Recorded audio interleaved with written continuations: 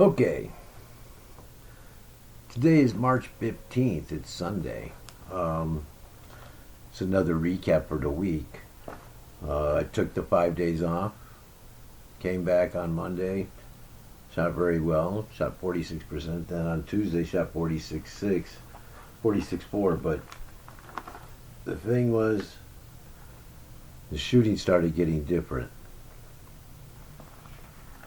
I started to shoot more 50s and 60% shots. See, now the ninth and the 10th,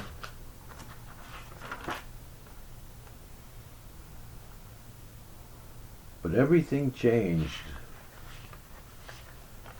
when I came back on Thursday on the 12th.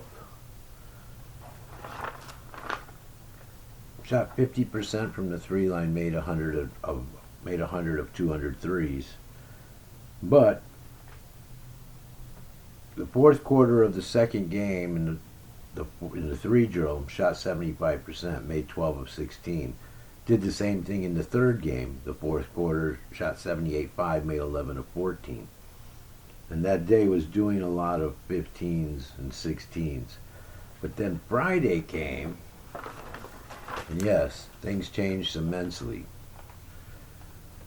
I shot 55.6%. I shot almost 60% in the last two games. The first game I shot 50%, made 31 of 62 threes.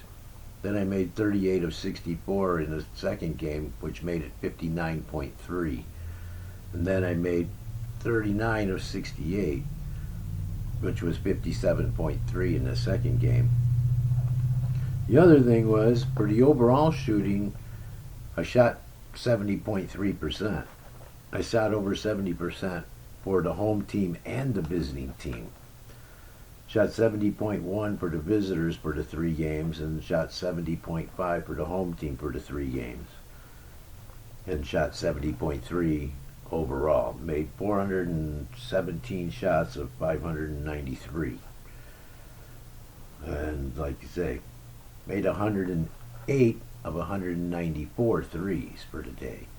It's like I told you, Z, when I start shooting up in that 60%, yeah, the number of three shot will be more 188, 190, and the number of made shots will be more 112, 115. So yeah, it was a big change. Even the rebound shooting is getting better. I'm shooting 64% right now. So I'm getting closer to that 70%. And even on this Friday, I was shooting 70% a lot of the times. The first two games, shot 64, 61 for the visiting team, 66%. Where the home team shot 75, 73, 58 in the last one. But both were over 60, were 62 and 64%. Shot 56.7 for the visiting team from the three, and 54.6 for the home team behind the three line. Still shooting 80%. Made 40% of the free throw threes. But yeah, the point is that the shooting was a lot different on Friday. And like I say, I'm getting more, it's becoming easier and easier.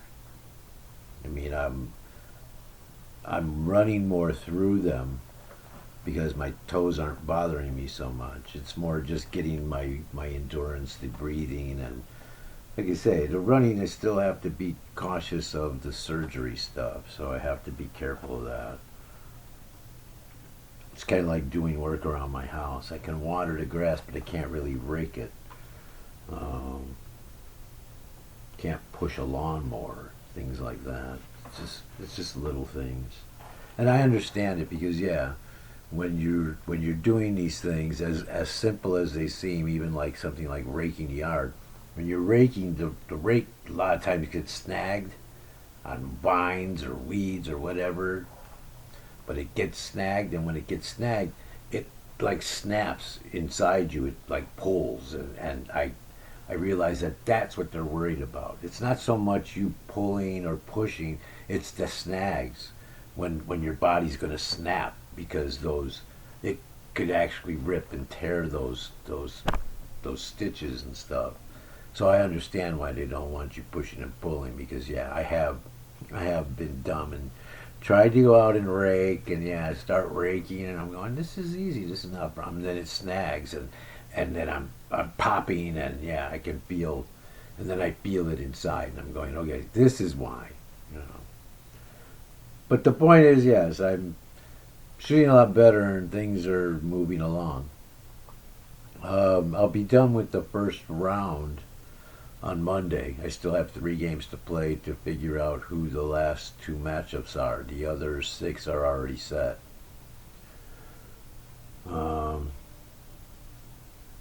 And yeah, by the end of next week, I'll have played. I'll have finished the first round, and I would have played 8. I would have played at least the first game for the second round.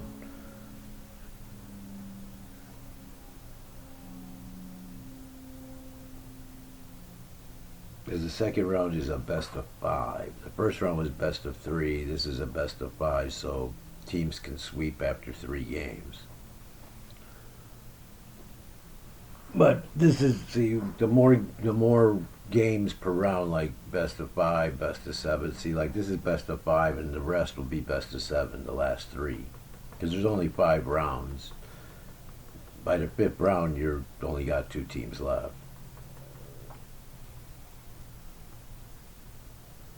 Well, yeah, it's best of 3, best of 5, and then best of 7, best of 7, best of 7. And that's where the games start taking longer.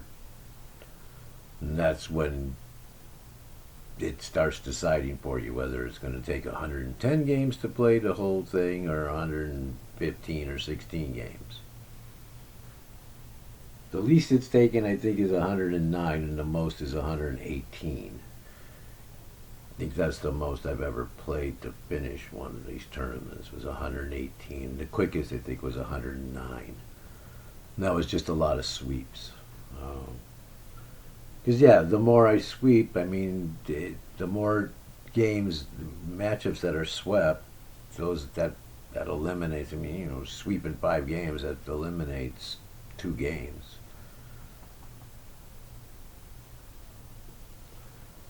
But I was looking at the Spurs thing, Spurs played last night, played Charlotte, and it's really funny. Both teams shot 33% behind the 3 line, but the Spurs made 11 of 33, while Charlotte made 18 of 54. So Charlotte made 20 more, they shot 21 more threes, and they made 21 more points than the Spurs did because of 18 to 11. But the difference in the 21 shots is they only made 7 of 21, which is still 33%. So even though they shot 21 more threes, they didn't shoot a higher percentage to make any advantage in this. It was still 33%, which wasn't changing the thing. So even though they outscored the Spurs by 21 points, well, on the other end, on the 2-point shots, the Spurs shot 20 more. I mean, Charlotte shot 21 more threes, but the Spurs shot 20 more 2-point shots. And the Spurs made 54% of those 2-point shots as opposed to 43% for Charlotte. So that 10% is what gave them the 9-point lead, and then the last 4 points in the 13-point win were free throws. The Spurs made 18 and Charlotte only made 14. But yes, the Spurs made 64 points on, I mean, even though they got outscored 54 to 33 in the 3 shooting, they outscored them 64 to 34 in the 2 shooting. So they outscored them by 9 points, 30 to 21, in the balance of it. So yeah, the only reason the 2 points beat the 3 game was because they both were shooting 33% from the 3. See, now, had Charlotte been shooting 40% from 3, they probably would have won the game, because they probably would have made 4 more threes, and that would have been 12 points. And so, yeah, it might have been they probably would have won the game, like you say. But it's funny. I mean, and you have to wonder. Yeah, the Spurs shot 54%, but how many of these 59 twos that they took? How many of the 32 shots that they made were actually layups or dunks? See, that's the thing I don't get about shooting percentage is that layups and dunks are not jump shots, so they really shouldn't be counted into shooting percentage. They should have their own shooting percentage, like the three has its own shooting percentage, because yeah, saying a guy, oh, he shoots 50%, inside the perimeter of the three, but half of his that makes of the 50% might be layups. They're not really jump shots. So really, when he shoots jump shots, when he shoots a 15 or 12-foot shot, he really shoots 20% because he only gets 50% because half of his shots are layups. So, he's shooting 100% of those, 90% of the layups, but, the actual jump shots. See, so it's very misleading as far as that goes, but, the NBA has to try and make their players look good somehow. I mean, I figure that's why they never have talked about what I do is because, I mean, I'm 60 years old and I'm shooting 60% behind the NBA three line, and these guys can't even shoot 40%. I mean, they do it once in a while. I'm doing it every day.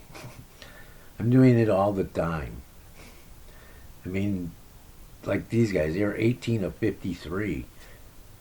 I was 39 of 68 in the last game I played. I shot 69 threes, and that was in a half an hour span, and I made 57% of them. I mean, and you could say, oh, well, you're not being guarded. Well, either you're not watching the basketball games on TV to see that when these guys are shooting threes, there's nobody in their face. They're wide open when they're shooting them. They've got all day to line it up. It's just like the college guys. I was watching these guys and it's amazing how much basketball players don't think offensive minded. They really have no their offensiveness in their brain just it's not there. They're the way they look at being proficient, they don't.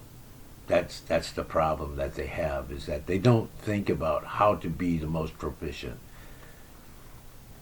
And that's all I keyed on in what I was doing was in figuring out this new shooting structure was yes, there's got to be a way. There's got to be something that's going wrong.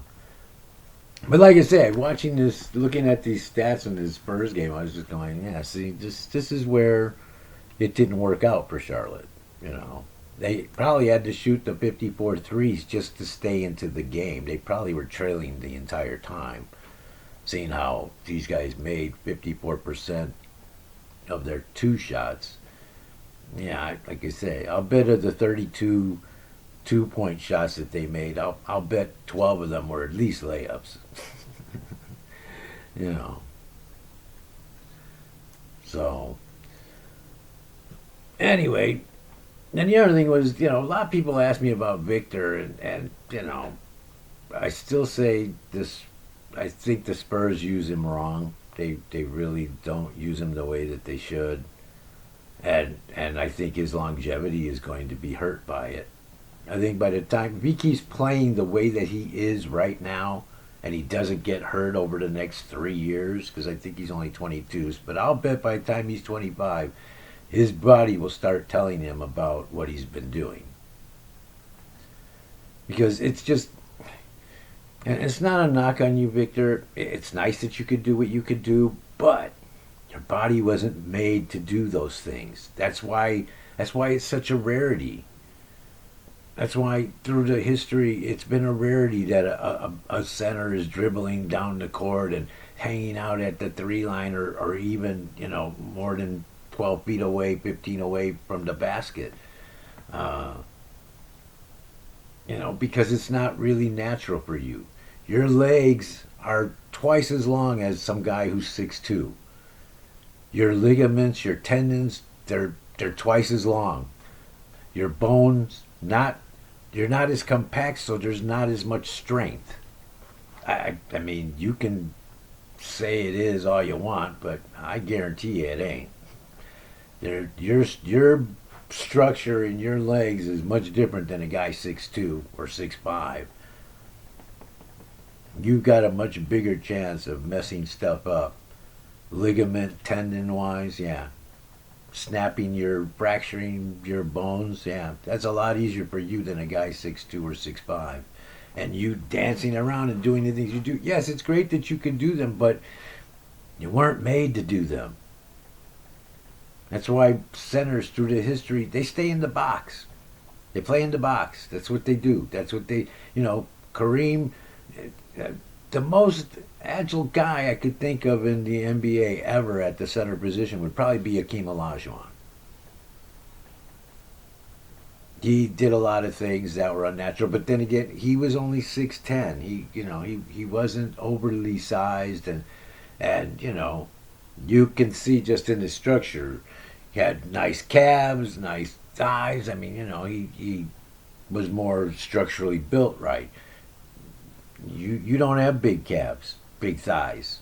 They're small and they're thin, and yeah, they're not surrounded by all this muscle mass. Um, which would take away from your agility and your movement. I mean, I'm sure it would change if you tried to bulk up like that. Um, it would make you much more difficult in the box, but you don't seem to like to play in the box. You want to be a point guard. You think like LeBron and all the other idiots. I never understood LeBron trying to play point guard. I mean, he was a man among men. He should have been just playing in the box and beating the snot out of people all day. I mean, why he wasted his time trying to beat Kyrie Irving is anybody's guess.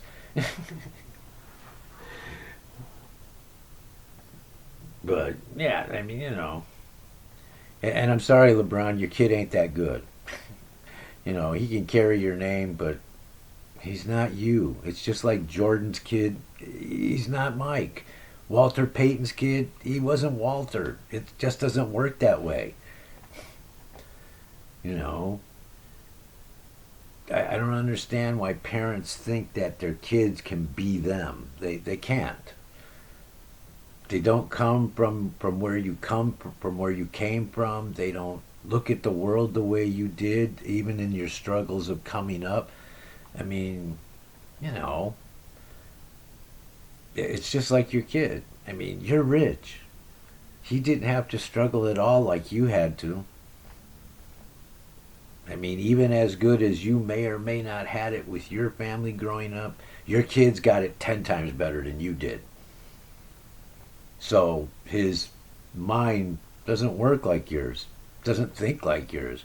You could just look at the division in age people. I mean, even somebody 40 years old doesn't think anything like I do, doesn't look at the world the way I do. He doesn't. His thought process is all different. And I understand that. I mean, I can look at my parents and go, yeah, I can see why they had differences when we were growing up in the 60s and the 70s. I can see where their problems were with things. And I get it, but, you know, as far as the basketball thing, yeah, I just think, yeah, you were made to play in the box. That's what you should do. You should be trying to learn how to shoot skyhooks. It's kind of like Kareem. I mean, he just played in the box, shot skyhooks all day. Nobody could block him.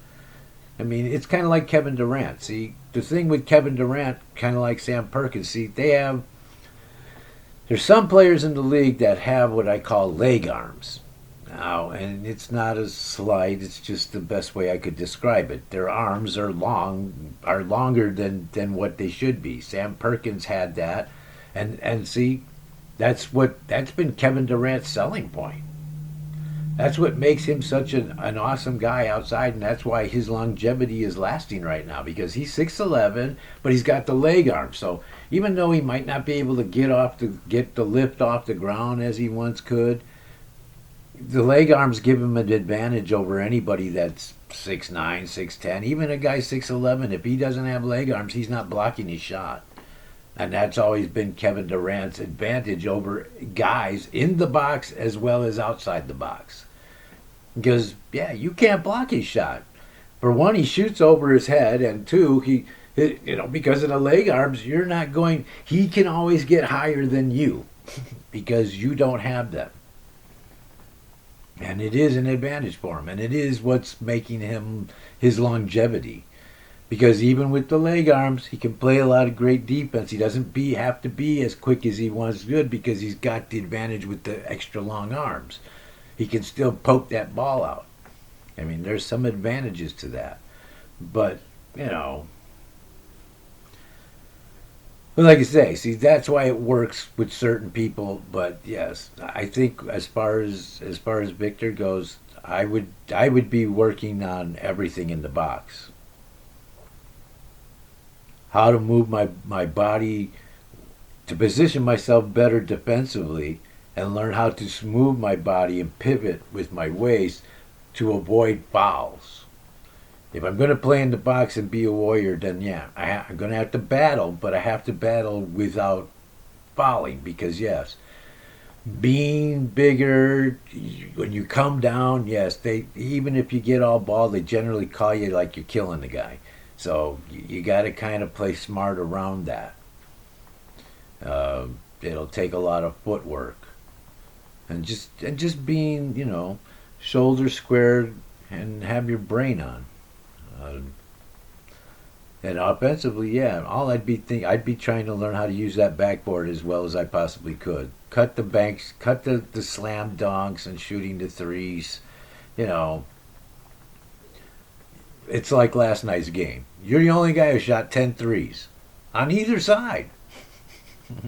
And they shot 54 threes, and I don't think one of their guys shot 10 threes. And yet, on San Antonio, out of the 33 threes that you shot, 10 were shot by Victor.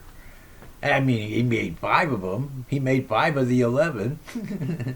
But I mean, that shouldn't be. The tallest guy on the floor shouldn't be shooting the most threes. That should not be. That should not be happening.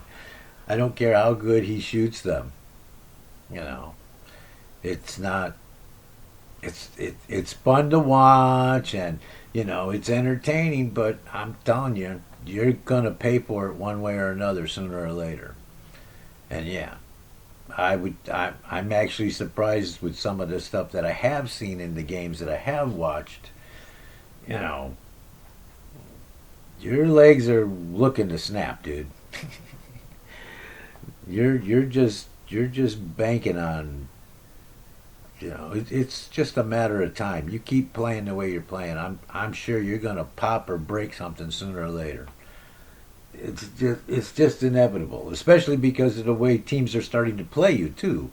They're starting to muscle up on you and trying to bump you. And I even see it in the college things. There was this guy last night, Clough from Purdue, and yeah, he's a white dude, and the black guys are trying to bump him, and when he's going like to the free throw line or something. It's not even during the game, but yeah, you always see the black guys always do that kind of stuff. Oh, I got to muscle this guy.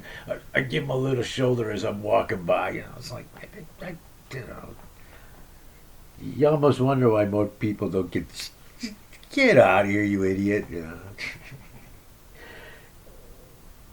You're not. I mean, if you want to intimidate somebody, then put the ball in the hole and stick it up there, and that'll be putting them in their place.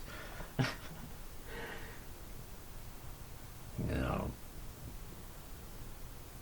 But anyway, I just wanted to talk about that, and yeah, it'll be interesting to see how this week goes. Um, After 39 games, though, which is halfway to 80, I do have these stats here. Um, yeah, for the first 39 games, oh, I didn't total both things up. See, but like for this week, I averaged 49.4 from the three line, 60.3 on the rebounds, 85 on the layups, 38.8 on the sky hooks. I made 7 of 18. 81% on the free throws and 26.6% on the free throw threes. The three shots off of free throw misses. But yeah, I didn't add the other 2 weeks to the February totals. I'll have to do that. But yeah, see. But the days during this week, the 4 days, it went from 46 to 46.4 to 50 to 55.6. And like I say, on Tuesday I did that 4-3 drill and shot 55.3. So it's all coming together. But I was supposed to finish this yesterday. Because yeah, this is the first 39 games. This is the halfway point. Like I said, by the time I get to 80, I should be shooting 60% all the time.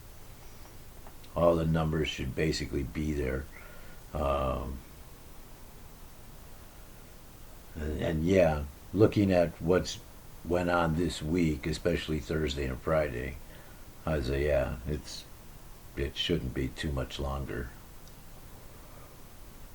And especially because I'm getting stronger and I'm feeling better, and I mean, even after the surgery, everything's, it's like the doctor said, you should be feeling a lot better now that you've had this stuff done. Especially because, like the tumor, he said, that was there easily 5, 10 years. That had to be bothering you somewhat. And that probably was bothering me with doing the sit-ups all the time. See, now it was on my stomach muscle. But anyway, I'll try and get back to you later.